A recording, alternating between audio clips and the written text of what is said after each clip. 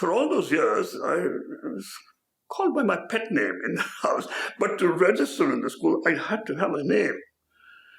And they were thinking for the first time about a name for me. And I asked if I could be called Vijay. Why? Because my hero was Vijay Merchant, the cricketer.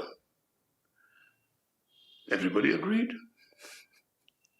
And that's how I got the name Vijay.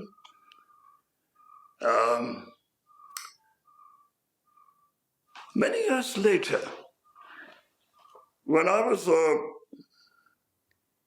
an applied researcher in Ahmedabad, and one of my assignments took me to a textile mill in Bombay in those days. Guess what? The managing director of the mill was Vijay Merchant. He came from the Thakurse family. His real name was Thakurse. How he got the name Merchant is an interesting story in itself. But business over, I told him how I got my name. It was such a wonderful meeting. And he's such a delightful person.